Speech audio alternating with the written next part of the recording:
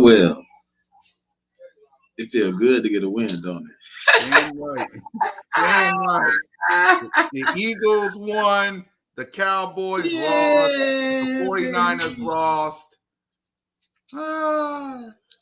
Feel good to get a win, bro. Yep, let's get to it.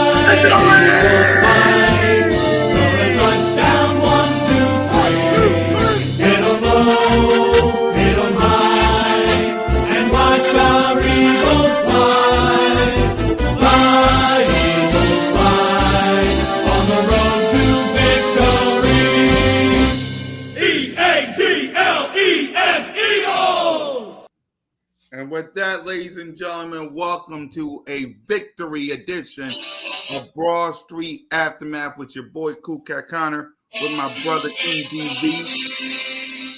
What up, King? You muted, bad boy. Pause. Don't ever say bad boy. You know that's a Diddy term. The king. The shirt. No, look, it's just a cool shirt. I made. I'll be off of something else. But look, I'm good, man. You know, we got a victory, right? Yeah, we got a lot to talk about. We got my guy Smitty Eagle. What up, Smitty?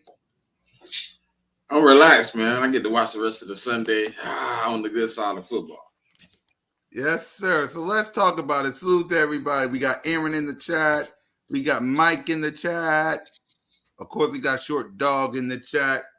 Hey, y'all, we got a lot to talk about here, man. So listen, man, y'all know what to do. Victory Monday or the other one. Hit that subscribe button. Hit that notification bell. Like, subscribe, comment to the Birds of Broad Street YouTube channel. All of our channels. Me, King, Smitty, Trey, Moan, Alex, Steve, Leader, Nosa Gang, the whole crew, man.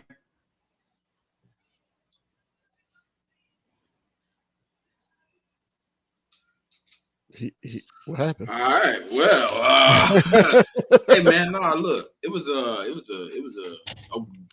very stressful game, but I love the defense, bro.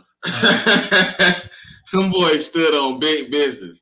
I don't know what CJ Gardner-Johnson and Jalen Carter felt, but them boys is on fire, and they brought everybody with them. Zach Bond seemed like he had a mission to like really get out there and prove something. I like what I see from Jordan Davis.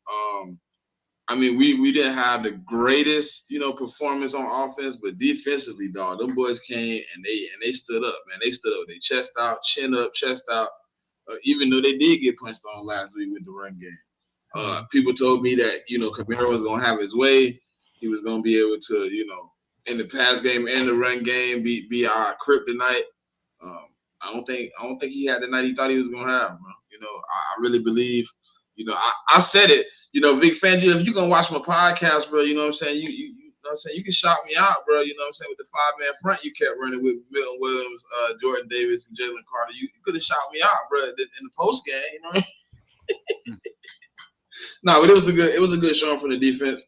I was very surprised because, you know, going into that game, we had seen some very subpar defense moving up to that point. So really to see them come out, hold them boys at 12 points.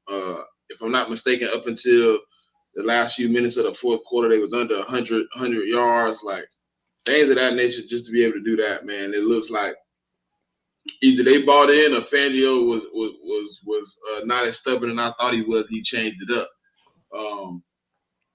Did a really good job, man, slowing down the team that they said was hot. But I told y'all last week I wasn't impressed. I thought they played two mediocre teams. It just showed up today that, you know, what we seen from them 40 points they put up, just teams that weren't good. They ran into a team that was motivated, a team that was dedicated, bought in, and ready to play football. And offensively, we did not. We were not bought in and ready to play football. But defensively, you know, we was throwing punches and ready to go. Get well soon, Smitty. You know, get well soon, Lane Johnson and Mekhi Becton. You know, but we're gonna have to do better on offense, man, because we ain't gonna keep beating teams like this. But I ain't gonna be too negative. I'm gonna enjoy the win. You know, business today is enjoying the win because we did get a great win, but yeah, offensively, I was kind of upset. King? Overall, man, it was a great team victory. That's my positive. Also, you know, the defense came into play. You know, being able to hold a team like that, team that was averaging like 30 points or plus in the first half, and we held them to 3. That was awesome on the defensive part. Just holding them to a field goal and so forth. We held that team to 12 points overall. We had way more rushing yard, way more total yards than them, which was awesome. Regardless of how the offense side of the ball played. You know, the players, we gonna get into that, but it wasn't on the players. The defense actually showed a lot of charismatic type of detailed plays, you know, except for probably Bryce Huff. Bryce Huff had 18 snaps, no rushes. So yeah, I was looking at him, like keying in on him, and he was not relevant, you know. But everybody else was, you know. You had the one-on-one matchup with Chris Olave and Quayon Mitchell. And Quayon Mitchell, you know, he made some plays, and you know, Chris Olave made some plays as well. But soon as I knew that the Saints center went down and he was like banged up, I knew that Jalen Carter was going to start eating, and that's what happened. And then, you know, my man JD, shout out to Jordan Davis, got a first sack since last year. You know what I'm saying? So, you know, the defense came up to play. You know, he came to play. Darius Slay, you know, hopefully he gets well as well. You know, just like Smitty said, everybody else too. Devontae Smith, Mekhi Becton, his finger. The only reason I didn't say Slay, I thought he was, you know, kind of good because he had his helmet at the end. It looked like he was trying to get back in, but like, he was trying to get back in. He was trying to get back in, but at the same time, but they were like, nah, bro, just sit down. We don't need you to go out there and re-injure. Nothing. I was scared too. Look, because he was like grabbing his helmet, DB, and he was like trying to go back on the field, and then Vic Fangio was like, "Go to the side." I was like, "Thank God." Like, no, don't get back in because you can harm the team more than help, especially if you banged up. He still was kind of like limping, like, right. You know what I mean? I'm like, right, just like I was watching the Cardinals game, and Buda Baker was like that. You know, he was banged up, and then he was still trying to make plays. He was making plays, but he was limping. You could tell he was off. Yeah. So, but the defense showed up, man. I'm proud of them boys, man. They retaliated from last week. You could tell in practice, it's a short week, but you could tell in practice that the emphasis was stopping the run. You could tell the emphasis was tackling and just, you know, making a play for your brothers. And I'm happy to see CJ Gardner-Johnson play, and he basically made an impact. We got to speak on something. I forgot that we got to speak on something though. What? That nasty piece of shit spit on Smitty, bro, while he was laying on the ground, bro. Oh yeah. I will never have respect for the Saints ever again after today. The Saints played dirty, bro. Yes, they did. The whole game Never they played again, dirty. They You played dirty. spit on that man, bro. I have listen. People talk about what Jalen Carter did at the end of that game and how he was, over the top, bro. He know what happened in that pile, bro. He heard the word got round. He spit on that man, bro. That's disrespectful as it can get, bro. As it can get. You heard what Saquon said at the end of the game. He said, "Yo, we pulled it together for Smitty. Dirty hit and all that, all the nonsense that happened, and they pulled it together for him." Yeah, but like unnecessary hit. The man going backwards, like what? Like, come on, bro. Unnecessary. Then you get up and spit on him. Yeah, and just going on the offensive side of the ball, man. Mekhi Becton goes down. Tyler Steen comes in. Jalen Hurts. Only thing I fault Jalen Hurts on is his timing on throws. Like I felt like that it was off. It was real off. It was really off. Until like he started getting that rhythm. Once he got that rhythm, you start seeing, Dallas Goedert start getting acquainted. Jahan Dotson started getting acquainted. Shout out to Jahan Dotson, man. The big yard catch for Dallas Goedert. Jahan Dotson made that play happen for him to be wide open like that. It was 3 Saints players that ran into each other. I'm like, yo, Jahan Dotson, I guess he ran a good route to the point where he got, He did the AJ, bro. He did what AJ did against Green Bay with the right. Hey, and Dallas Goedert was wide open. He was wide open. Dallas Goedert was wide open, and he was able to, take it. Did you see what for the red zone? Did you see what Dawson said about the play? No. He said he messed it up every time they ran it in practice this week. Wow. He was like, and for them to call it in the clutch moment like that, he was like, I knew I had to do my job. Right, because it was like, yo, you messing it up, That showed that, the coaching staff, or I guess Kellen Moore, actually had that faith in Jahan Dotson to do his job. And, down the stretch, it worked out. The interception, honestly, that was just bad timing and bad play calling. Bad timing on Jalen Hurts' part because I felt like that, Smitty needed to pass that defender. His cheek. He rocked. He was supposed to go straight. He curved it. He did what we talked about Anais, bro, with the curve on the top of it. He's supposed to flatten it out and cut Matthews off. It was a one read route. It was 1, 2, 3 out because Smitty supposed to be coming straight. If Smitty does what AJ would have did, right? But at the same time, you shouldn't have thrown it there.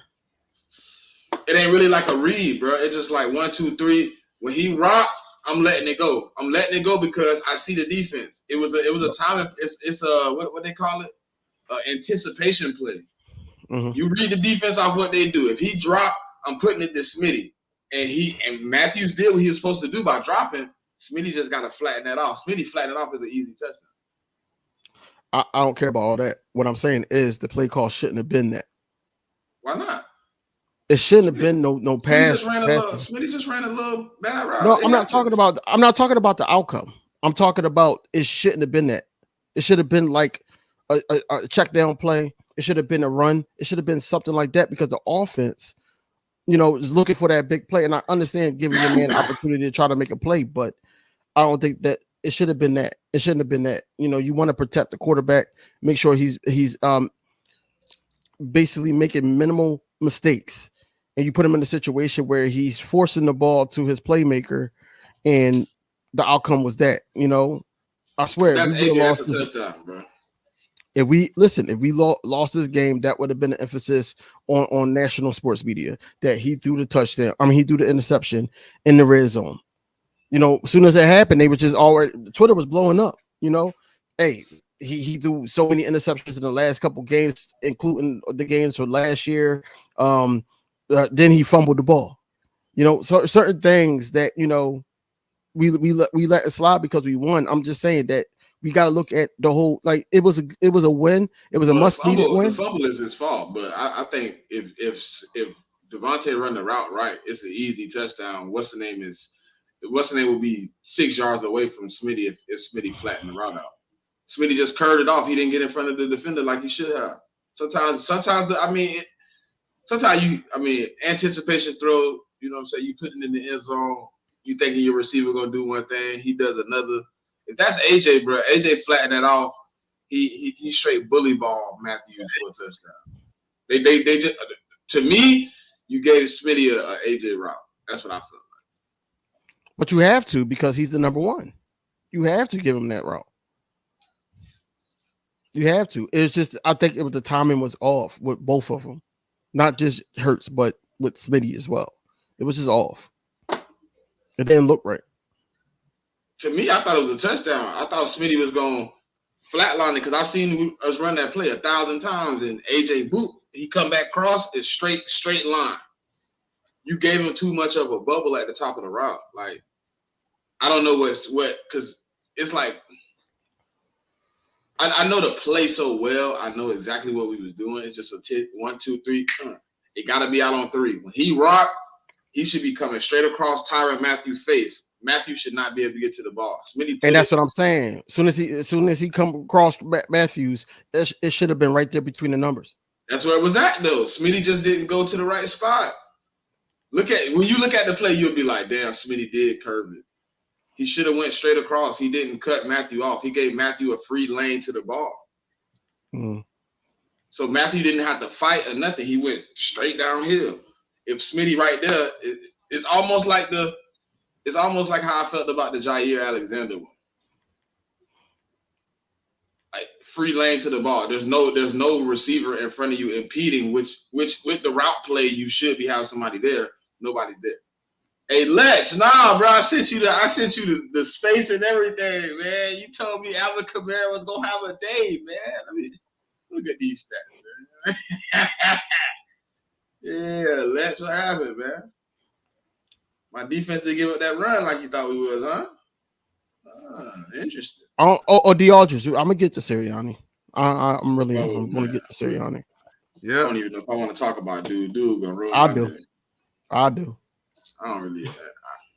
I don't really want to hear that right now because I don't even want a headache, man. Dude already gave. No, okay. When we get to coaches, all right. We'll get to coaches, but let's go ahead and let's get to our quarterback, Jalen Hurts. Let's give out some grades. Jalen Hurts was 29 of 38 for 311 yards, no touchdown, that one interception. Sacked 4 times and a rating of 88.8. So start us off, King, with Hurts. Is it a letter grade or a number grade? Oh. It's our regular letter grade. Letter grade? Yeah. I give Jalen Hurts a C+. Mm-hmm. Jalen Hurts made some unwise decisions in the first half. Second half, he started getting the rhythm. And then that 2-minute drive, man, you know, that was magnificent, you know. That he set up there and, you know, got a comeback win. You know, even hold it down for me, Keen. Though it was a low scoring. Mm-hmm. Even though it was a low scoring game, Jalen Hurts basically did what he needed to do to win the game. And you know, you can't teach that. But also, like I said, and me and Smitty was talking about discussing. I feel like some of his throws was like a tad bit like off. Like he'd probably hold it too long or he'd throw it too early. Like it's not like a clean strike. And then also I felt like that, you know, as soon as the right side of the line went down, I feel like that he didn't trust that side as much as he should. So he started rolling left a lot. He started going left. But you know, his quarterback rating was great when he was getting blitzed. You know, it still was great. I think it was like 102 point something. Yeah. So his quarterback rating was great. But you know, overall, man, I give him a C+ though. You know, I think it could have been better, could have been cleaner. But you know, 311 yards, 2-minute drill to ice the game, and just plays that he was able to make with his legs. You know, you can't take that away from Jalen Hurts. But you know, it wasn't a great game from him. But you know, it's a manageable game that we won. So You gotta give him a C plus. Yep. Smitty? I ain't gonna lie. C plus, a little low for me, but I'm gonna go B plus. And yeah, he had a turnover. I probably would have gave him an A if he had had a fumble. The fumble was a little bit too careless. He just wasn't paying attention to what was going on in the field. Let somebody sneak up on him and get the ball out. You gotta be way more secure with the rock than that. But I mean, in all the crucial moments when we needed him to be the best Jalen Hurts we know him to be, he did that. 29 of 38. I mean, that's a great completion percentage with a team that was playing some good coverage on the back end, 311 yards. I mean, he was finding guys. Like, I know you want to give him a C plus DV, but like for you to pull that game out, have 300 yards, and you told me we had no AJ, no Lane, no Smitty for a quarter and a half, no Mekhi Becton. I'm just like, wow. Like, I really thought once Smitty went down, the heart and soul of this team was going to float away. But we was able to pull it together. You had a guy like Saquon, a guy like Dallas Goedert really, really step up. But I felt like Jalen Hurts was very precise, putting the rock all over the place, man. He did something today I didn't think he was able to do, and that was just trust guys to catch the rock and make plays in moments where he normally wouldn't. Like, that last drive when we was fourth quarter, man, there's no way if AJ and Devontae healthy, he give Paris Campbell a try 2 times in a row. Like, he gave some guys the rock that I didn't think would be, crucial in this game. But I'm glad that, we were able to pull it out. I'm gonna give him a B plus. I just like the tenacity he had after Smitty go down. You don't have any of your starting receivers. You're in a position where you got to go score a touchdown. You stand in the pocket. Like, he did some things today. I got to give him props for it. I know we want to kill him over, everything most of the time because he should play so much better. But I seen moments where he could have escaped and been the old Jalen Hurts and got, sacked, got pulled down outside the pocket. He stood in and delivered some dots, delivered some great passes, made some big third downs. We was in 3rd and 12, 3rd and 13 a lot, and he was just delivering passes to the key guys that could get us big plays. So I'm excited about what this offense could look like once Jalen Hurts really find his footing inside this offense and really utilize it to his ability. I'm hoping to see more A plus games than B plus games. But yeah, I'm gonna give him B plus. Yeah, for me, King said C plus, Smitty said B plus. I'll go in the middle. I'll say B minus. I'll go B minus. He had a good game. I will concede that 4th quarter drive was awesome. Salute to him. He was running faster. That turnover, it is what it is. The fumble, though. That can't get past it. Huh? I said I can't get past that fumble. Exactly. That's the one. I would have been okay with just that one interception because it would have been one. But that fumble, man, hold on to the ball. Hold on to the ball. So I'm with you guys. I'll say B minus as for my grade. So let's go ahead and let's get to the playmakers. First, let's get to Saquon Barkley first. 17 carries for 147 yards, 2 touchdowns. So, Smitty, what's your grade on Saquon? A plus, man. I mean, he did his job. He stepped it up. He really stepped up in the crucial moments. 0-3. Smitty just went down off that hit. He steps in, you know what I'm saying? It makes a huge 65-yard touchdown. And he was funny about it too. Like, maybe if he went right in the Green Bay game, he would have had 2 long touchdowns. But he made an astounding play, man. In a crucial moment of the game, everything seemed like it was going wrong. And Saquon just said, "Damn it, give me the ball. I'm going to the crib." And he picked up some big blocks, man, on their all-out blitz. They called a couple cover zeros, and he picked it up. Right now, man, I know the Giants got to be kicking themselves. Every time he score a touchdown, every time he do something crazy, that was his biggest play since 2019. That gotta hurt your back to know he been on your team all those years and he wasn't able to break off those plays for y'all anymore because y'all just was atrocious.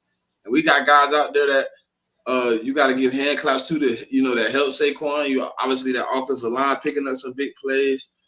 Johnny Wilson making some big blocks down the field. Even Jahan Dotson being crucial on that touchdown play, catching his guy just at the last second, just enough for Saquon to scoot by. It's a great commodity to have a guy like Saquon in the backfield, man. You can just turn around, hand it off, and he can make one or two moves, and next thing you know, you throwing your hands up because he scored a touchdown. So I appreciate it, man. A+. Hopefully we continue his momentum, moving forward. We seem to have a pretty pivotal run game, man. We able to do some things. He's putting up I think that's 404 rushing yards in 3 games so far. Most by an Eagle, by Eagle ever in the first 3 games. I think he just tied touchdowns at 5 for the most touchdowns in 3 games. Shout out to Saquon. Yep. King? A++ for me. Like Smitty said, I didn't think he was going to hit on it, but he did. The blocking. I've seen a lot of cover zeros from the Saints, and he picked them up, giving more time to the quarterback, Jalen Hurts. But if Gainwell wasn't in on that one play, DV, if it was Saquon, that was my God, bro. I think I know what play you're talking about. Yeah. With Gainwell on this side, and he's supposed to swing all the way over to catch the blitz, but he tries to catch one dude and get the clean run off on Jalen. If that was Saquon, bro, that would have been and Dallas Goedert was wide open on that play. So I hate that dude so much. But one thing that wasn't pointed out was that the leadership, like I said, even before we even played the regular season snap, Saquon Barkley leadership showed today. Like I said, he was yelling at guys. He basically yelled. He was pumping up Dallas Goedert. When we scored in the little short running game, he said, "Yo, we going for 2. We going for 2," and he got the 2-point conversion. You know what I'm saying? Like things like that. In the heat of the moment, like that's the type of players that you need. On top of 147 yards, I just didn't like the fact that we scaled back a little bit. I understand why we scaling back because you want him for the long haul, but you don't need to scale back. It could be so simple. It could be very simple with this. He's supposed to be a 3-down back. I'm tired of the empty sets all the time. I'm tired of when we get down to the goal line, we do pass when we got somebody like Saquon Barkley in the backfield.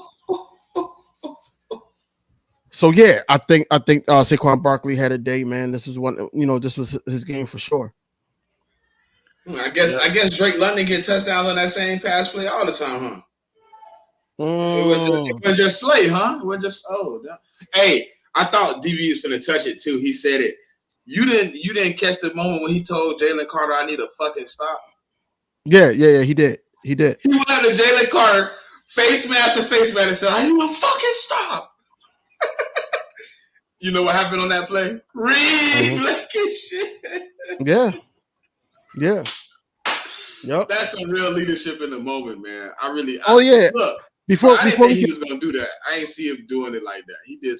Before we get to the defense. No, in fact, I'll say when we get to the defense. When we get to the defense. That was just crazy that he walked up to Jalen Carter was like, "I need a fucking stop." Mm-hmm. Jalen Carter, I mean, in that moment, I was like, I watched Jalen Carter after that moment, bro. I ain't gonna lie, I was keyed in on what he was doing. Like, you just got yelled at by the dude that just put the team on his back. With others, you know what I'm saying? There was 3 guys that pretty much put on their He-Man suit and said, "We carried this." It was Jalen Carter. I mean, it was Jalen Hurts, Goddard, and Saquon. And he come up to you after a moment and just said, "Hey, I need a fucking stop. I need you to go out there." You know what it remind me of, DB? I was telling my son, I was like, it remind me of Remember the Titans. Okay. These motherfuckers don't get another fucking yard. Right.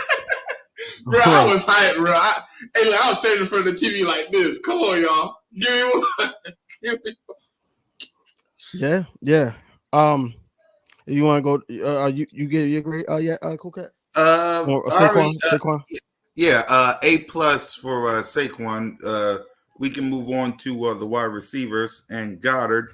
Goddard had 10 receiving for 170 yards. Career Devontae, day, right? That's his highest career day, right? yep. Smitty before he got hurt, no relation. 7 receiving for 79 yards. Paris Campbell had 2 receiving for 13. Kenneth Gainwell, 2 receiving for 12 yards. So go ahead, King. The wide receivers and Goddard. If you want to do all of them in a nutshell, it's probably like a B, Yeah. a solid B. Covey got hurt. Hopefully he'll be okay. So prayers up to him.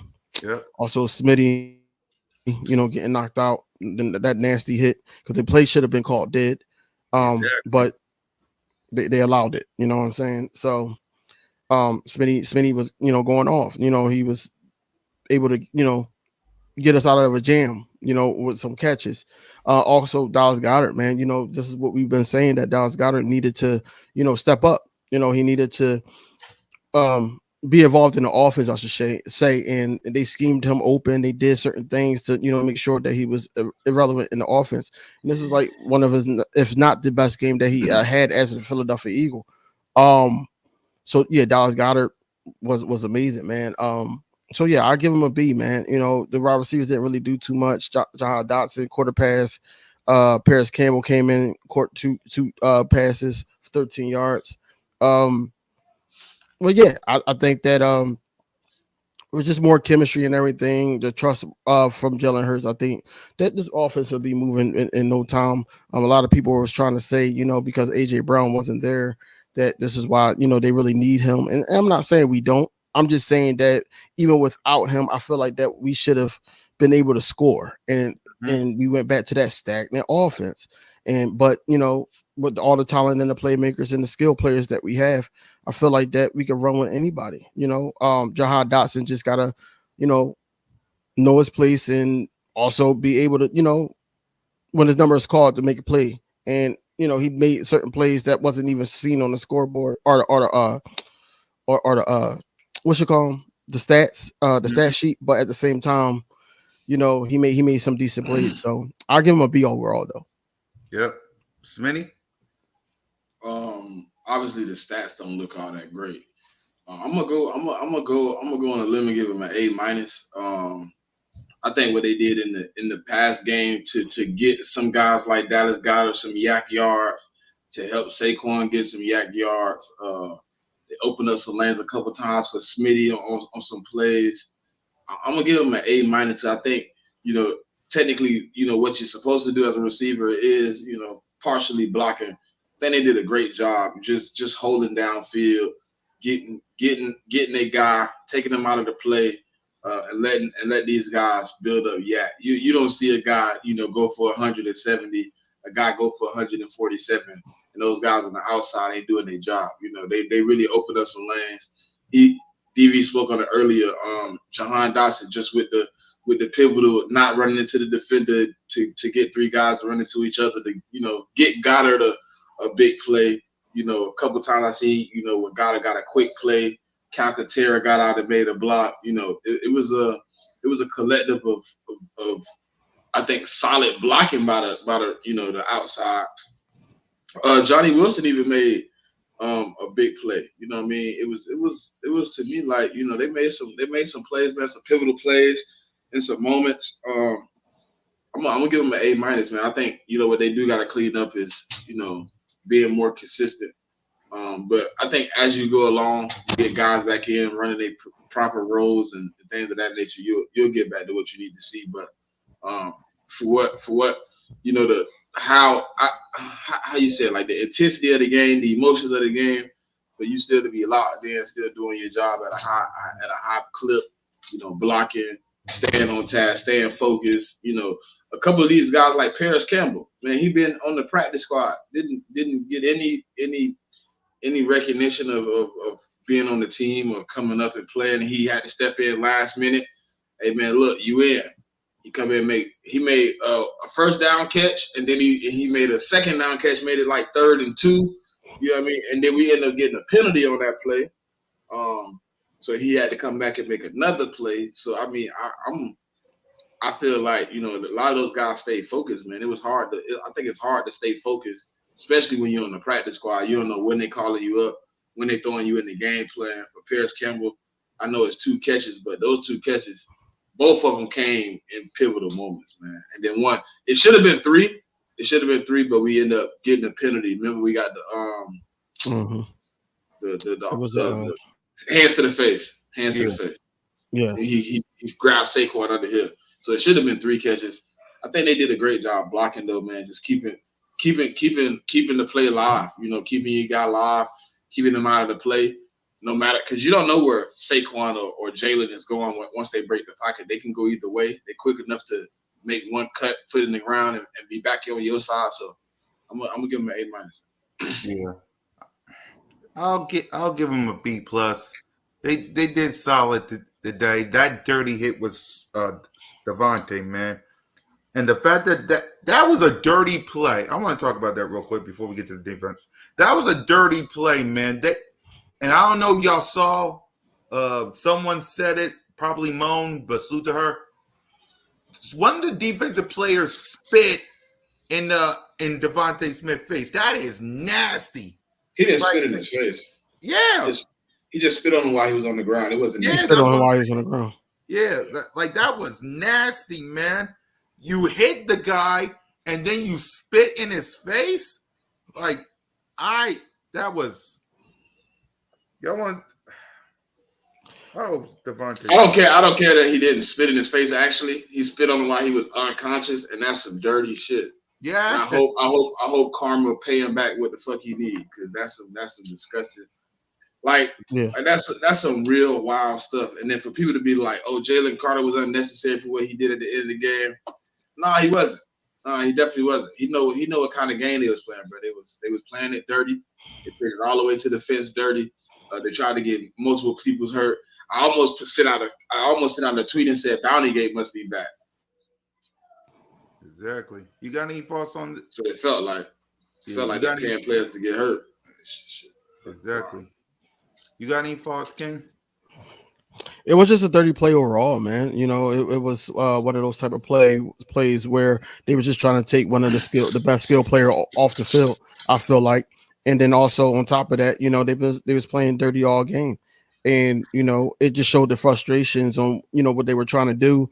And you could tell it was meant, you know, it wasn't like it was an accident like when last week when BG grabbed B. John's mask. You know, that was an accident. That was an accident. But this was meant, you know what I'm saying? So it should have been, it should be a fine. I don't think they're going to fine him because it was against it. This will be his second fine of the week because he got fined last week. Right. So I think he'll get fined again. No. The offensive lineman that hurt Slay got fined last week for the same type of shit. So I think on top of that, you know, I feel like Smitty would be okay. I don't think he's going to be on concussion protocol. I don't think he had a. I think did he'd be he hit okay his for head? this. I got to relook at the play, but it looked like he hit him more in the back than the head. Yeah, it was the back. It was the back, but his neck jerked. Pause. Yeah. But yeah, I feel like yeah. I don't think he's going because they were saying on Twitter that he was being evaluated for a concussion, but I'm like I don't think it was like that type of play. I think he was fine. I think it was more the wind. I think the wind got knocked out of him or something. Yeah. Because he was sitting up looking, he didn't look dazed. You know what I mean? Usually when you come out of concussion, you kind of get up and you kind of like looking around like, where am I at? He was kind of looking like, these motherfuckers just hit me like that, bro. Mm-hmm. But yeah, it was a dirty play, and you know, I don't even know what their beef is with us to play like that. Is it because of C.J. Gardner-Johnson and Zach Bond? You know, what's the beef y'all got with us? Because we were still in the game and they weren't used to it. Like they were used to riding their high horse of the last 2 weeks. And that's what I said that, you know, in the beginning of the day, I said, look, I still, you know, I got hope that we're going to win this ball game. It's going to be a close one. I know it's going to be close. I didn't think this close. I didn't think it was going to be a low scoring game like this, but I said it's going to be a close game. You know, a lot of people were saying, oh, you see what they did to Dallas and everything like that. And I'm like, yo, this defense is going to show up because they didn't like how they played last week, and see what happens. Now we're in the game and all that, and we making plays, and they blowing coverages. I've seen a lot of blown coverages with the Saints, and they start getting frustrated, and then they start taking it out on our players, and they start doing dirty things on both sides of the ball. And yeah, they need to be watched for the rest of the season, because I think that it's not just going to be against us. They got some tough games ahead, and I think they're going to be frustrated, and it's going to be taken out on players. Yep. So let's go ahead and let's get to the defense side of the ball. The defense had themselves a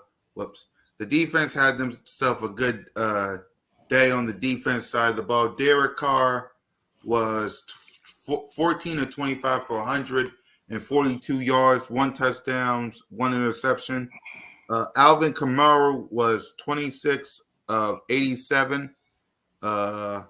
Chris Olave was 6 receiving for 86 yards. Alvin Kamara was 3 receiving for 40 yards. And of course, Zach Bond has 3 solo tackles.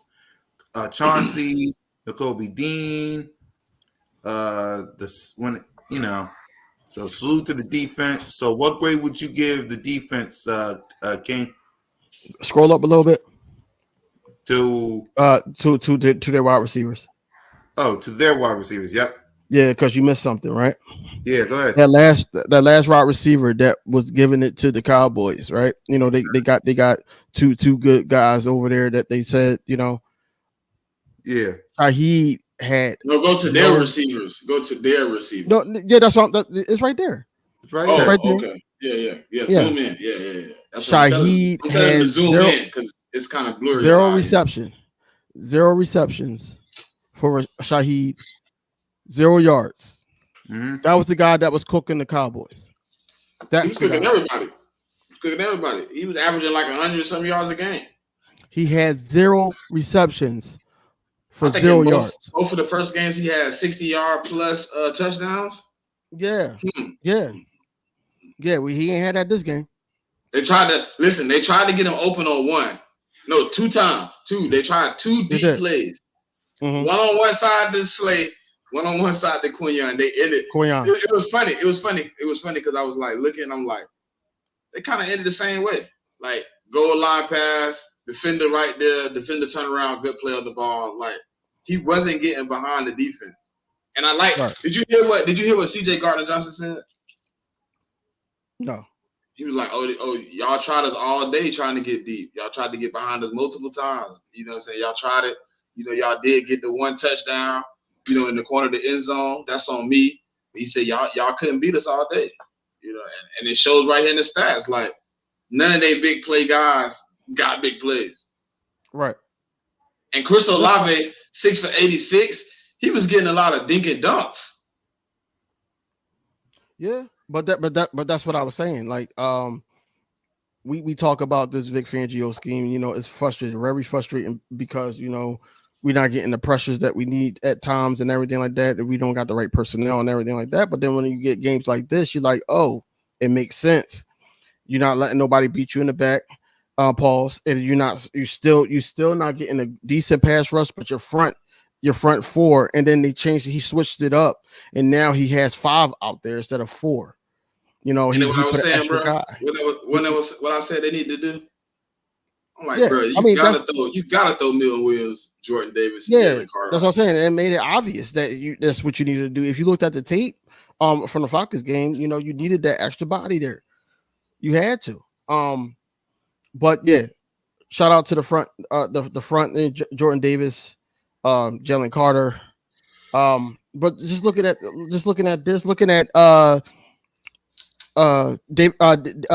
Derek Carr's numbers. Hold on. Just looking at that, it's like, in the beginning of the game, I was frustrated because I'm like, yo, it's still no pressure on him.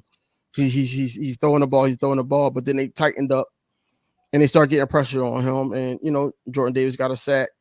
We got a crucial interception from Reed Blankenship again. That sealed the game. But yeah, 142 yards. You're not winning the ball game if your quarterback doing that unless you got a hell of a running game. And our Kamara, yeah, we shut him down. He was only averaging 3.3, but at the same time, he ran it for 26. They running backs, I think, only had altogether like 89 yards. That's what I'm saying. That a high power offense or the last 2 weeks that is always a what have you done for me lately, and the Saints was rolling. And they thought that what's his name? Drew Brees was there hyping up the fans and all that type stuff. And they did an interview with Derek Carr, and he's the guy. They eating gumbo in the interview and everything. I'm like, yo, we about to win this ball game. I don't know how we gonna pull it off, but we gonna win this ball game. And the defense showed up. And defense right now, I gotta give them an A++ as well, because without them, we wouldn't even be in this ball game, especially playing awful offense like that. And you gave it opportunity for guys like Saquon Barkley and all them to rally us back on a drive, 2-minute drive. But from start to finish, the defense was excellent. So I'll give them an A++. Yep, Smitty. I'm gonna send the same sentiments on the grade, A+, plus. I mean, 20. If you really think about it, right? He got 87 yards. One of those carries was like 14 yards, which was his biggest carry of all day, which was in the fourth quarter late. If you really take that away, he had 25 carries for 70 some yards. Like, we really did our job. Sometimes you're gonna break a team, but man, shout out to Zach Bond, Kobe Dean, Jordan Davis, Jalen Carter. Surprisingly, Josh Sweat today was a madman. He seemed like he had two of the biggest pressure. He didn't get the sack. He did not get the sack. Pressures. He had two pressures that killed drives. Where your boy Derek Carr just dirt ball. And Jalen Carter, I felt like probably should have had some sacks, but referees don't work. For Philadelphia, they close their eyes and just let things happen. It was one play really, really early. He literally beats the guard. He smashes the guard. He up under him. The guard turn around and just go. I'm screaming like, bro, where's the flag? Like, bro, the man is, and even Jalen turned to the ref like, you ain't see him grab me. And then it was another one. He got Jalen Carter like this. Jalen trying to get to the sack. He ended up like they getting into it. He look at the ref like, bro, you don't see my jersey? Like, he got my, like, it was a lot. I felt like Jalen Carter probably should have had him too. What I mean? I think, but he did something, what I like to see from a defensive lineman, man. They always tell you if you get past your man and you headed to the court, hands up. He got two deflections. Quinyon Mitchell played great. Shout out to CJ Gardner-Johnson played a good game. He did get beat on the touchdown, but that boy was everywhere. I think he was a missile cannon.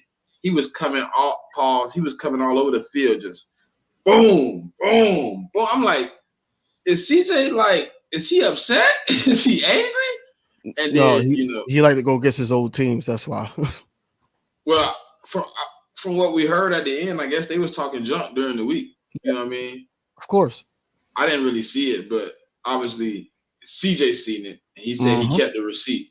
I heard all types of stuff like he was ducking them and he didn't want to play them, and he was. I said it on the space. I said, man, he said see you Sunday. I'm gonna take that as he playing, and that was like Friday. And people was like, CJ playing in spaces. Asking, I said, yeah, I think he playing. He said see you Sunday. Then he gonna be on the field. Hopefully we can get the rest of our guys back.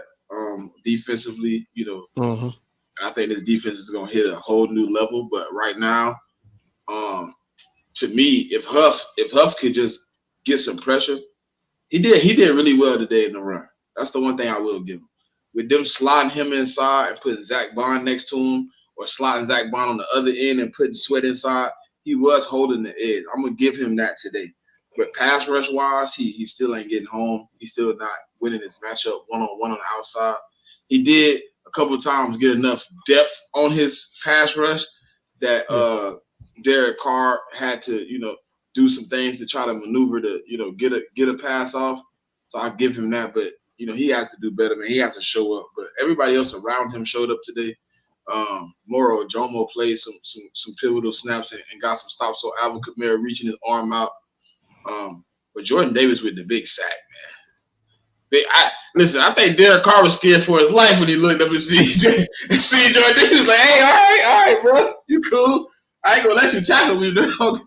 Hey, Jordan Davis is a big dude to be running at you wide open and you ain't got nobody open. He said, hey, look, I'm down. You ain't got to tackle me or nothing. I'm glad to see them using him in more than just rush forward. You know what I mean? And that was a stunt. It was a stunt play. He kind of stepped back, went around the other way, wide open. I'm kind of happy to see that, man. Figure out a way to utilize what Jalen Carter brings to the defense, right? He's obviously making dudes slide and move, and confusion is the key because they always trying to figure out where Jalen Carter is so much to figure out where the pressure comes from. When you do stuff like that with Jordan Davis and Jalen Carter, Jordan Davis can get a free run on any quarterback. I love it. Vic Fangio came with a different game plan. I preached that 5-man front over and over again. Lotto was in the chat. He know I was. And if they come out in the 5-man front, I thought what happened is what was going to happen. They were going to be stifled. Running game wasn't going to be good. I didn't think they were a great team. They played against a team in Dallas who has weak play all over their defensive line other than in the pass rush. I think their linebacker game is subpar. And I thought the Panthers, just all around is not a good team, So when I said I thought they played two mediocre teams, I was told I needed to give them some respect. I needed to give them some type of, praise for beating the Cowboys and beating the Panthers. I didn't think they had played teams with the defensive talent we had. I didn't know if Fangio was going to execute the talent and put it out there in the best position to stop what they were going to try to do. He did, and it worked out in the best of our favor. So A++, man, I'm riding with DV on that. Yep, A+ to the defense side of the ball, man. Salute to them. Hold on, I got a question for y'all. Go ahead. What do y'all make of this Devin White situation, man? Is he healthy? Is what's going on at this point? Because they asked him earlier this week, hey, you ever play special teams? It's like almost like they don't have, or he don't fit the scheme. What do you think of this situation, man? Because it's just been wild for the past 2 weeks. I ain't gonna say. I feel like the guys in front of him just playing better. I feel like the guys in front of him are doing the job. Like you remember DV? It reminds me of like when we drafted N'Kobe, and we kept saying like, why we don't see him on the field? Why he not getting out on the field? Like why is he not getting the chance to play? Why he not getting snaps? And then one day you were just like, man, maybe T.J. Edwards and Kaiser White playing so good you can't put him on the field. Right. And it might be the same thing for Devin White. Like Zach Bond is playing basically two positions right now. Can Devin White pull that position off if he comes in and take that spot? Can he slide down and be the edge rusher, and play the edge and set the edge, or is he a liability? And then N'Kobe is man in the middle by himself. Like in those plays where Zach Bond goes to be a defensive end, it's N'Kobe across the middle with halves to halves by himself. Right. So can Devin White come in? And I know Devin White can't play the pass well at all. He's a liability. So I thought, personally, he was going to be in some type of blitz package at least, where you bring it in as 6-man and you just say, but maybe you're right, man. Maybe he doesn't play well enough right now to fit the scheme over what production we get from Zach Bond, the production we get from N'Kobe Dean. I haven't seen anybody else play. Like, I would be, to me, DV, I would be a little bit, like, outraged if, like, you seen, like, a Trotter. You seen, like, a Ben Van Summerman. You seen guys like that getting snaps, and he still was inactive. But those guys aren't even getting snaps. It's just two guys in there no rotation. So if you do activate him, is there going to be a rotation? Is Fangio rotating linebackers, or is he comfortable with what he has? And in that point, I just don't know, because I've been looking at it too. I've been looking at the snaps, like wondering, is Vivek Summerman jumping in? Is Trotter getting in? Those guys playing strictly special teams. So maybe there's just not a role for him right now. Is my only thought. Yeah, I remember. Go ahead, cool cat. Yep. For me, I feel the exact same way. Like, to me, it's like put the best people for me, it's like, if you're like, what is he doing in practice? Because you got other people doing their job in some way, but he's not on the field for some reason. So what is he doing in practice to making the coaching staff, who we'll get to after we give out game balls, to put him on the inactives? Like, what is he doing in practice? Hey, y'all know it's only one undefeated team left? Yep.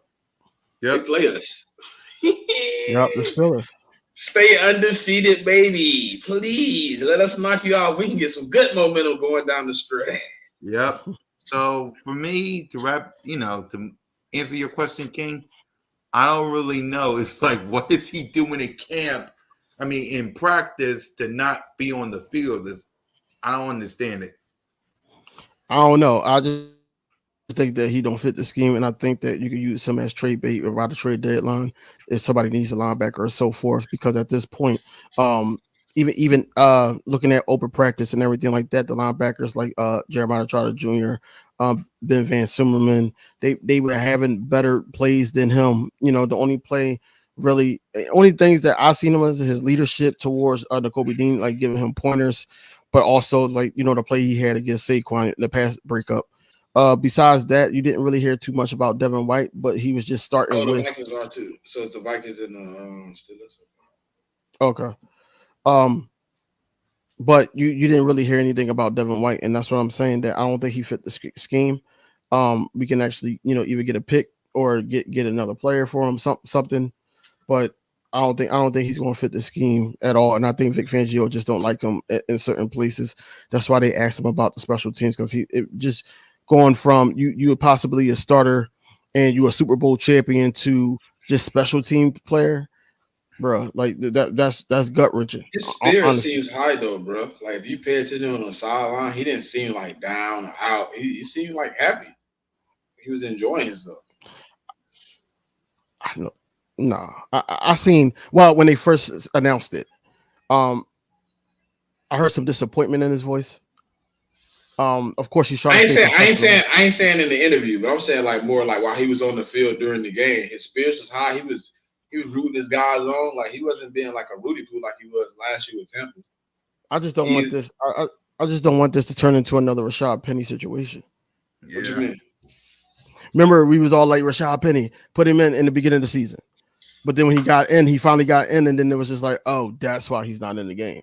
So I don't why want don't we treat it like we seen what the outcome might be? Like, maybe he is Rashad Penny in defensive form. Maybe he gets in and he's not holding lane contamination. He's not doing things right. Maybe Fangio is just, he knows. We wanted Rashad Penny a lot, and that's why I'm kind of like standing back on the Devin White. Like, do I really want to ask for him to be in the game? Because what if he is Rashad Penny? We don't know. He's very underwhelming. We didn't know. We don't know. And going into tomorrow or Tuesday or so forth, when the coordinators do talk and we talk to Vic Fangio, he has to, you know, answer that question like, yo, what's up with Devin White, and he has to, you know, let people know like the truth, and he's been doing that. But we need to know like what's really going on with this Devin White situation. I got another question for y'all though before we get to the coaches. Yeah, we're gonna give out game balls before we get to the coaching, but go ahead. Oh, okay. Last question from me. No, you're good, King. In the beginning, when the schedule first came out and everything, and everybody was all up and all like, "Wow, do we got a week 5 bye and everything like that?" How y'all liking this week 5 bye now? How y'all liking that shit now? I still don't like it. even with the outcome of what's going on now, we got injuries and everything like that. People need to Yeah, get we healed dealt with up. so many injuries. We dealt with so many injuries. Like, what do I think is going to happen on a 13-game stretch with no bye? Like, I would have still preferred the bye to be like at least another 2 weeks. Because now we dealing with all these injuries early. I mean, maybe you could look at it from the point like we getting them out of the way. But That's what what happens on a 13-game stretch with no breaks? When we got injured in a 3-game sample size, we pretty beat up for like most teams are beat up. You know what I mean? Yeah. A lot of teams out there dealing with a lot of injuries. I'm like still kind of like, dang, I wish it was still like another 2 weeks, because then you get. I think we still get AJ back this week. I don't know. I think You're muted. You muted. I think Mekhi Becton to be back. Like, I still, it's just so early, bro. And I really listen. I really don't want to get the Browns a break. I want to catch them while they soaking. I want to catch Tampa while they soaking. I want to catch them back to back, bro. I swear. Yeah. Tampa ain't been playing good football the last 2 weeks, man. No, they haven't, and I'm mad because Mike Evans is on my squad. Yeah. They've been quiet, man. Today, Mike Evans was really, really quiet. Yep. Mhm. For me, it's like I get why they did it, but I wish they didn't, because you got the Browns. They're not looking so good. We got the Bucks coming up next, which we'll talk about later on. They're not looking so good. Of course, you got the Cowboys, the Washington Commanders. You got the Ravens and the Rams. We'll see how they do by the time we get up there. Now, the ending of the season with the Panthers, Steelers, Cowboys at the link, Washington and Giants, okay. But any given Sunday, it's like, why make it week 4? I would have been okay with week 5 or week 6. No, it is week 5. Yeah, I would have been okay with week 6 or 7. It's, you know what I mean? It's early. But what's your thoughts, King? No, I'm on the other side of the fence. Whereas though I feel like that, they need that rest now. Yeah. They got their feet wet. I feel like this that part of the season. This part of the season is the starters preseason, and I feel like they're getting all the kinks out now. I feel like that, down the stretch, yes, you still can deal with injuries and everything, but the death comes into play when where, guys got to step up. That's when, you got to make sure, the training that you had and you were going through in the off season, you got to go through the motions, injured, banged up or not. Everybody's banged up by the time end of the year comes around.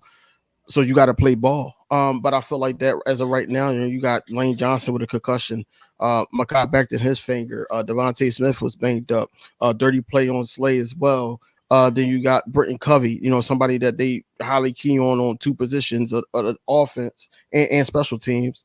You got certain guys that's banged up. AJ Brown also, we don't know if he's going to be back this game or not. He said a few weeks, but it could be a few weeks, like 3 weeks injury, and then he'll come back after the bye.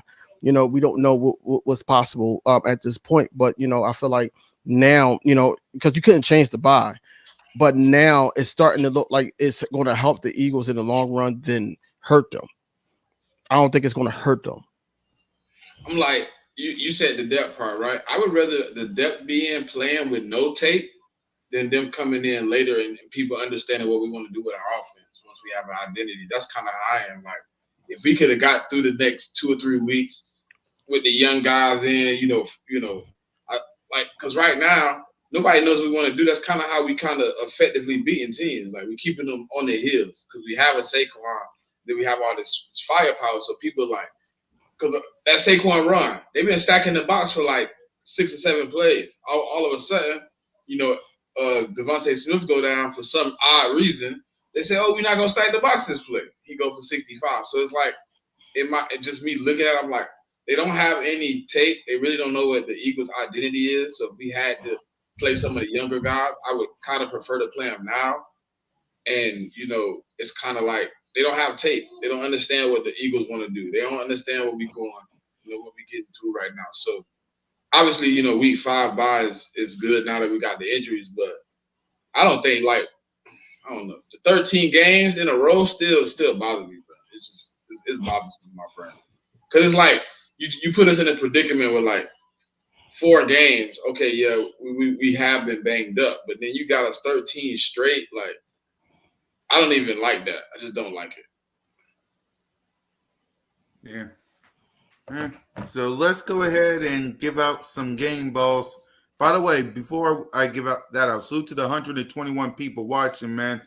Let's get them likes up on all the channels. Hit that subscribe button, hit the notification bell, like, subscribe, and comment to the Birds of Broad Street YouTube channel, man, and all of our channels. So with that being said, let's hand out game balls. We'll start with you, Smitty. Nate, who gets some game balls? Saquon, Dallas Goedert. I want to give. Go ahead, you can. Landon Dickerson, gotta give him one. Defensively, I'm gonna go Jordan Davis, Jalen Carter, Quinyon. Yeah.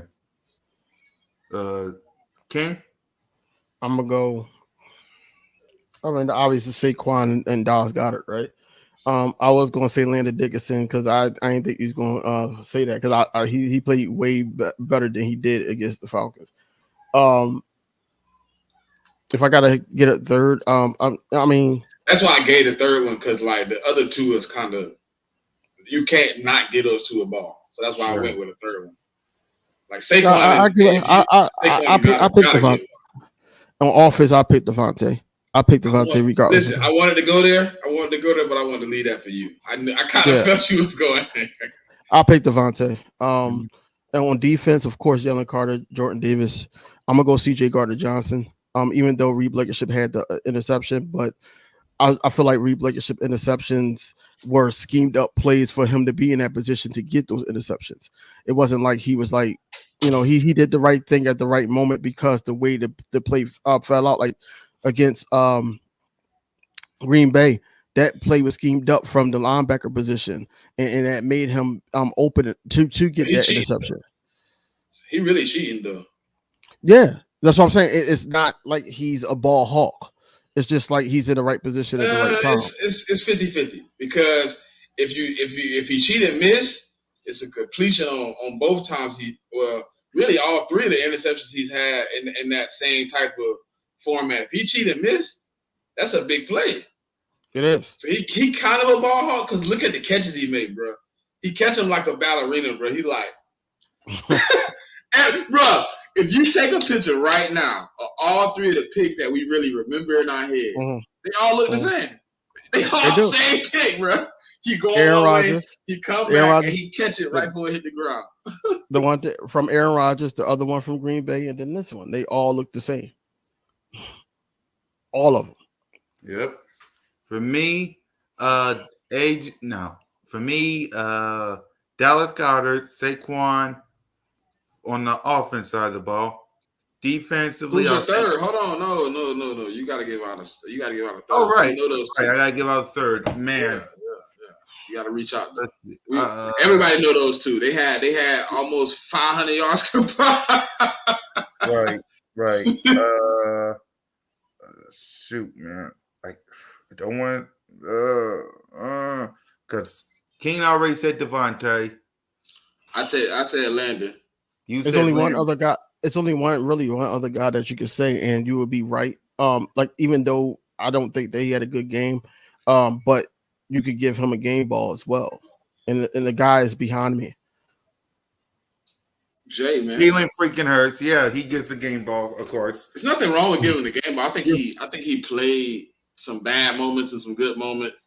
Right. He got to be more consistent, bro. He really got. That's what I'm saying. That's where my frustrations with him lies at. But he's still my quarterback. So But I gotta give him grace, bro, because like it's a lot of other quarterbacks we watching in first years in they scheme, and they're not winning those games. They're losing. Yeah. Like Jay is at least pulling the wins out. Like we see team quarterbacks all the time in first year, and they have really bad stats, and Jay is really trying to figure it out.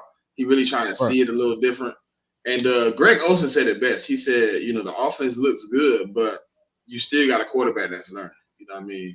no matter how good you look, he's still learning. So it's gonna be some mistakes. He has to. I mean, I guess he just learned. I really, you know what I'm saying. But I think nothing wrong with you giving him the game ball though. Yeah. Right. So yeah, y'all right. So Jalen freaking Hurts, the Goddard and Saquon on the offense side of the ball. Defense, Carter, Jordan Davis, and Chauncey. Yeah, that's out there. Yeah. So let's go ahead and get to the. We got to give an honorable mention though, man. Yeah, who y'all got before we get to the coaches? Because you went with Chauncey, but we got to give Zach Bond honorable mention. Yeah, we do. Yep. Oh yeah. 13 tackles. That man, listen, but it's not even the 13 tackles, DB. Like, yeah, it's you did put, but like him being able to say, maybe I don't know if he said it, but him being able to be like, I'm gonna go back to my old position, edge, and playing line, and I'm gonna set the edge, bro. I'm gonna make sure every time Alvin get out here, I'm making the tackle. He's not gonna break on me, and you can see that mentality in him. Like, bro, if you see how hard it was, the one play where he got like maybe like 4 yards, Zach Bond was like this with the tackle, like, nah, you ain't finna hold me, bro. I'm finna get him out of here. I'm going to get that tackle, and he ran him down. He dove. He was like, nah. He wrapped them legs up. I said, Zach Bond playing with a little bit of emphasis on the game, like he really want to show that he belongs being a starter. And he had some moments in that game where like he really made some plays. He really was like really locked in. I would give it to Nakobe, but Nakobe just did his job. He did what we expect from him. You don't get you get a game ball for doing your job, but like honorable mention right now gotta be Zach Bond, bro. That man has been on a wrecking crew for 3 weeks, man. Yep. Well, 2.5, because he didn't play good in that first half last week. No, he did. Yeah. Any thoughts on Zach Bond, King? I mean, Zach Bond had a good game as well. I'm not mad at the honorable mention. Mm-hmm. Yep. So let's go. I don't. But one thing I'm gonna tell my coach, Fangio, stop putting my linebackers out there 1-on-1 with receivers. Because Nakobe almost got caught again. He was 1-on-1 with Rashid Shaheed in the third quarter, but they didn't throw it to him. They threw it somewhere else. I said, man, what's going on with? I understand he trusts the linebackers in past situations, but when I see that, my heart completely goes. I be like, please don't throw it right there. Cause come on, bro, he gonna run away from Nakobe. Right. He running away. If he catch that ball, he gonna cut up. Nakobe gonna be in trouble, man. Nakobe gonna have to pursue in hopes of him making a move and making a tackle. Right. So let's go ahead. Speaking of the Vic Fangio, let's get to him. Let's get to Kellen Moore and the other guy. So start us off, King. Any order? Whichever order that you want. Okay, so it's a reason why at the end of the game that Nick Sirianni was emotional. If we lose this game, he will be in the office even before he get to back to the NovaCare Center. He did some bozo shit this game. Bad banishment of play calling, like, and also not taking the points, going for fourth down. Just knowing that, your offense is not in the rhythms, go back to the drawing board, let them figure it out on the sidelines before they get back out there. I feel like that, this game could have been put away if we just had a good manager. And it's at the point now, like in the beginning of the season, it's like, what's Nick Sirianni's role? And this game didn't make it seem like he knew what the hell to do in these type of moments. I feel like Nick Sirianni needs to really be off this team. And I think that the players right now are saving his ass. I'm going to just keep it 100. The players right now are saving his ass because the management skills of Nick Sirianni is horrific. It's stupid. It's real dumb. Going forward, fourth down, draw plays to Jalen Hurts, because I know, like, it's night and day. If you look at the game from the Green Bay Packers week 1 and then Atlanta Falcons, it's night and day on Kellen Moore's scheme with the Green Bay Packers and a mixture of him and Nick Sirianni. You could tell how it was. It was real stagnant. We weren't moving the ball. Of course, we didn't have AJ Brown, but we have these playmakers. We still have Jahan Dotson that we haven't been working on. It's like they work on one thing at a time at practice. They work on tackling and they work on run game. That won us this game this week, but y'all still didn't include Jahan Dotson fully into the offense. Y'all did scheme up Dallas Goedert, but like I said, when it got to the crucial moments of the game, I feel like that Nick Sirianni did not do well at managing. So I feel he gets a F from me. I'm gonna just say an F from me for him. Vic Fangio gets an A+ from me. I feel like that, him basically adding that guy, that man, at the front. Instead of 4, you got 5 down there. Also, not allowing the big plays that the Saints is used to doing in the past couple weeks, stopping the run and making that the emphasis of this week, and just having guys focus, having Jalen Carter focused. In his interview, he said, not to be late, and I think he just came in focused. And then on top of that, he knew the Saints was playing dirty and everything. This is why you seen him all fired up at the end of the game. Vic Fangio had those boys playing. Had those boys prepared, especially for Alvin Kamara, because I thought Alvin Kamara was going to have a day on us. I didn't think that they were going to win, but I knew that we was going to have a hard time stopping it, and they just keyed in on the run game, and the play actions didn't work. The big plays wasn't there for them, and the Saints wasn't able to move the ball. So Vic Fangio gets a A++. As far as Kellen Moore, I feel like Kellen Moore did things correctly down the stretch. I feel like that, we can't really put it all on Kellen Moore because, like I said, you still got that sprinkle of Nick Sirianni. I knew this was going to be an issue at the beginning of the year when he came out with that report basically saying that it was difficult for him to give up, the control of the offense. I knew he was going to try to have his 2 cents into the offense. But at the end of the day, I think that, the coaching staff overall, or the coordinators, I should say, did a decent job. So, overall, I said an F. I said A++. I'm gonna give Kellen Moore a B. Wow. I'm gonna give Kellen Moore a B. So overall, the coaching staff gets a grade of like a B. I think they average out to a B. Yeah. Smitty, I'll be right back. Go ahead, Smitty. I'm gonna give Nick Sirianni a C+.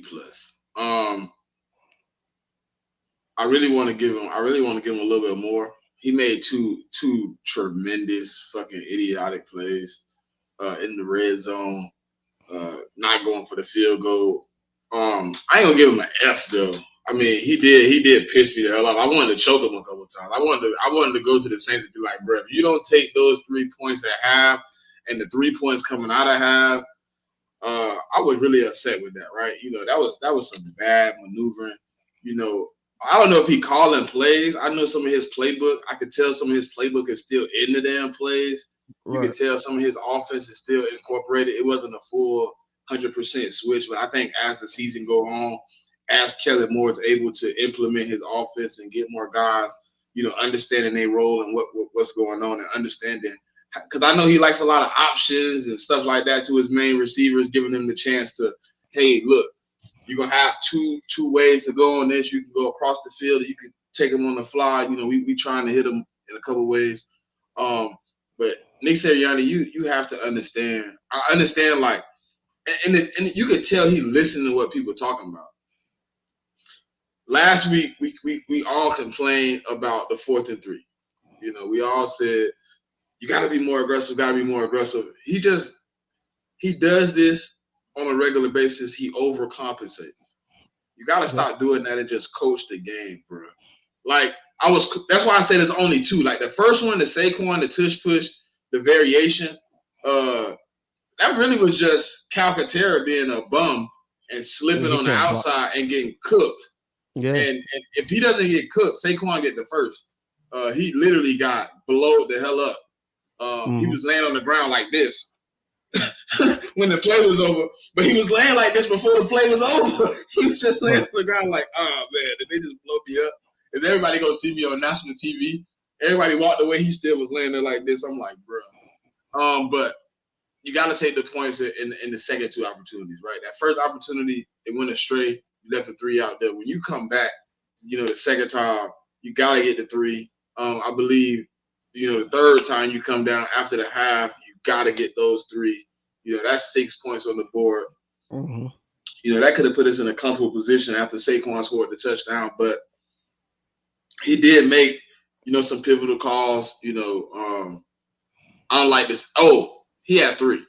The 60-yard field goal when Jake Elliott is superiorly cold was very idiotic to me. He hasn't kicked all day, and then you say, you know what, 60. It wasn't long enough. It wasn't straight. I think on that third down, if it was me, I probably would just hand it off and got a little bit, make it maybe 55, give him an opportunity to be a little bit more comfortable range. Fangio, A++. I ain't even got to talk about that. We seen it on display. I'm gonna give a B+ to our boy Kellen, man. Without everything, I mean, today was when I really seen him open the play. But all right, we're gonna get the game plan running. We're gonna do a little something. I see. Listen, I think if Smitty don't get hurt, Smitty might be going crazy in that last drive because it looked like they was playing some type of triangle coverage on Smitty. And when you go back and look at it, you'll see it. They played a triple team, like a back, like how they played Stephen Curry, a boxing one. It took 3 defenders and said, "Look, y'all surround him, follow him over the field, like if you was the little Ouija board, like you playing the Ouija board. We following Smitty wherever he go. We not letting him out, and just to see, And then they said, you know what, we're gonna switch it up. Kellen said, you know what, I see they getting the triple team once he gets a certain distance out there. So we're just gonna make whoever out there play man on man. We're gonna quick game you. And, I mean, Smitty was cooking with a quick game. He's cooking all over the field. Found a couple of dots. So I'm gonna give him a B+. I think he did a pretty good job without AJ. I think the only problem I got with him that he doesn't get an A is that first quarter Saquon 0-yard shit. That's really aggravating. Y'all got to start giving him the ball in the first quarter. Slow the game down. Clock management is just as it is in the fourth. So give him an opportunity, let him do his thing. But overall, I'm kind of with DV, like a B+, like a B+ish. Yeah, B+ for me as well for the coaching staff. B+ for Kellen Moore. He did some good in this game. A+ for Vic Fangio. Nick Sirianni gets a big fat F, man. I mean, look. You go for it on 4th and 1 multiple times when you should have kept the points. It should have been, it was 15, 16, 17, 18, 19, 20, 21. It should have been 21 points added to that 15. Instead, you go for it on 4th and 1 with that brotherly shove play that didn't work. But every other time we tried it worked though. Yeah, it did. Yeah, I know. I'm talking about the third time we ran it. You can tell Calcaterra to go sit his ass. They should have had Jack Stahl in.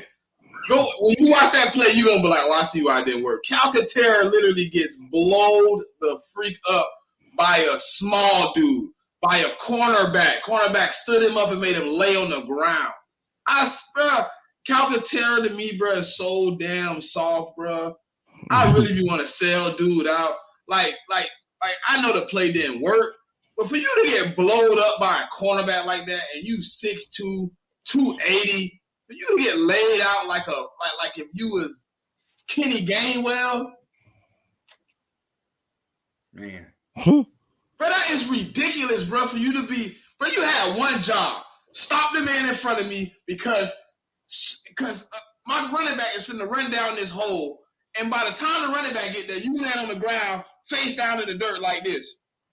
Like if the police finna take you to jail. Yeah, you're right. That's ridiculous, bro. You can't be that big and can't block, bro. Right. God, I'll bet y'all this. The next time we run it, Jack Stahl will be the blocker as a tight end. Yeah. No, that's a fact. That's a fact. Yep. But yeah. Jack Stahl, bitch ass. Well, that nigga's I so know. soft, boy. God damn, you can't do nothing. You can't catch.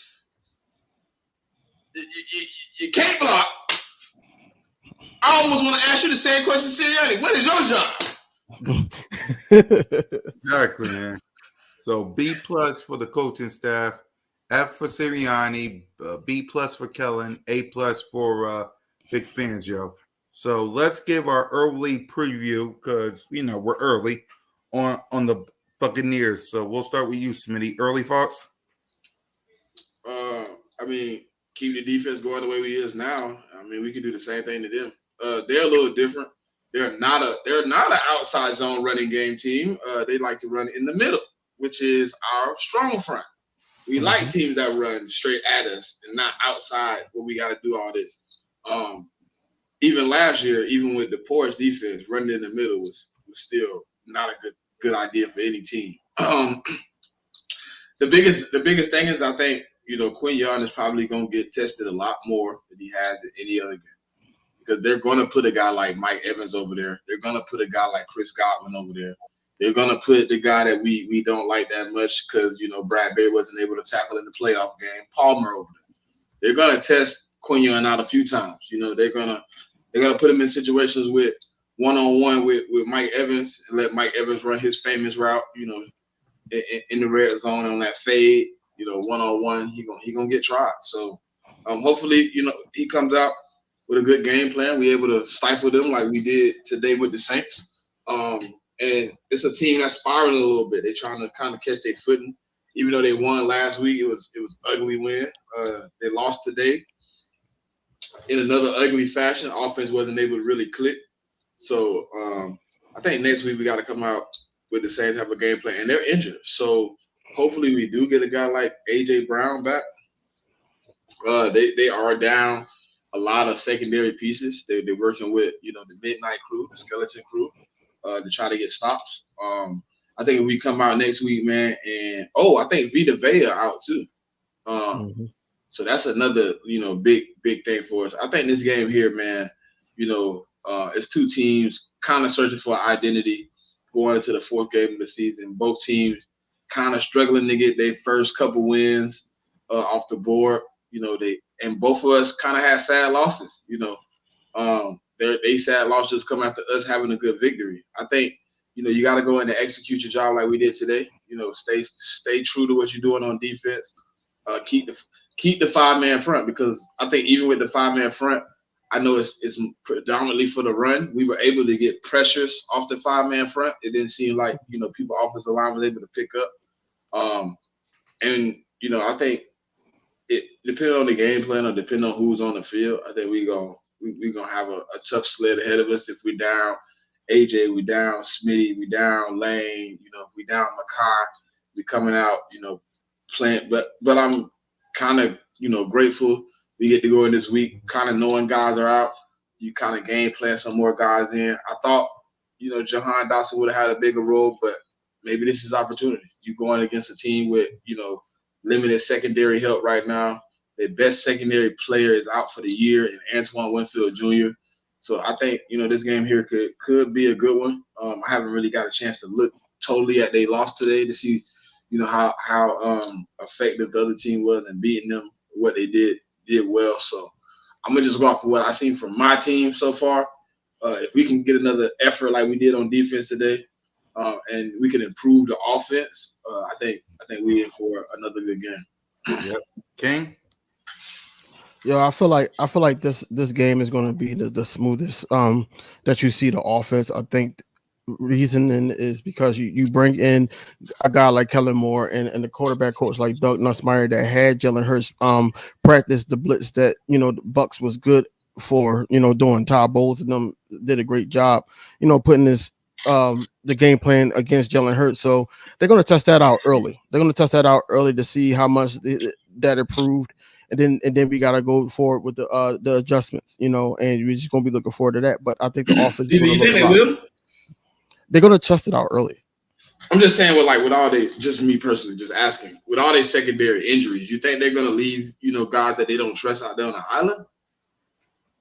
Yeah, especially if AJ Brown doesn't play and everything. I think that they're gonna try to replicate kind of what you said about what they was doing to Devontae Smith. They're gonna try to do certain things like that, even though they probably don't even trust these guys, but they probably trust their front to try to get over on our offensive line a couple plays to disrupt Jalen Hurts' flow. But I feel like that just the addition of Saquon Barkley, Jalen Hurts being able to maneuver with his legs, he's more healthier than he was the last time. Say he good. Yeah, I just seen that. Yeah. But yeah, I think that it's going to be a more smoother outlook for the. It's probably going to be a stepping stone game. We're going to go into the bye week with a win. That's my prediction. On the offensive side, the defensive side, of course, they got to show up like they did. It's going to be a different type of scheme because I feel like that they're going to run through Mike Evans, try to get Quinyon Mitchell into some situations. Hopefully, we get some guys back to the point where everybody will be ready, basically. So I'm not really too concerned about the defense. Special teams got to step up. Special teams really got to step up, man. You can't have one of the best years y'all had in a while, and then come back in 2023 and have one of the worst seasons that you had in a while. No, not 2023. Starting this year, just having the worst season that you had in a while. So that's what I'm saying. That I feel like offense is going to show up, defense is going to do their job. We need special teams to do something here to get a win. Now, I can't give a score prediction or anything yet, but at the same time, I do feel like that we're going to see a way better offensive scheme from Kellen Moore and also better play from Jalen Hurts. And I think they're going to focus more on, just protecting the football and not making these mental mistakes that's going to possibly cost the team. Right. I agree with you. Offensively, you guys score some points, right? Because you guys score some points. Salute to Saquon. Salute to Dallas Goedert. Hopefully AJ Brown comes back. Same for Devontae. Prayers to him. Defense, what you did today, you got to do the exact same thing because you're going back to the scene of the crime where all this natural funk all started, all ended at. So you're going back to the scene of the crime. So everybody got to step up. So we'll give our score prediction later this week on all our shows, which let's get down to it. We got the check down Saturday, Smitty. What you guys got on the check down? We're just gonna be doing the weekly review, man, going over some of these games that got played, reaction to that. Obviously one of my co-hosts is a Saints fan, so she'll be there a little. Prayers to her, man. Prayers to her. But we both thought it was gonna be a good game. She took her team, I took my team. So we got that. One more. This kind of the final week before we bring out our power rankings again, man. After we doing it every 4 weeks, so next week will be the power rankings, man. That'll be lit. Hopefully, my team could capitalize on another win, and we can stay in the top 5. You heard me? Yep. Inside the nest. What's up with the inside the nest with you two? You know where we at, man. You probably get our prediction for the game at that point. Let's see what we've seen actually from this game, because obviously the aftermath is the initial reaction. But Wednesday you get the full breakdown, man, of what we really seen. What really happened, how we feel about that game, how we feel about the next game. Maybe see if we can pull somebody in, man. See if somebody want to sit down and talk with us, man. Maybe do a call in. You never know. You never know. Birds Flying High, the new show with King DV, Coach Tim.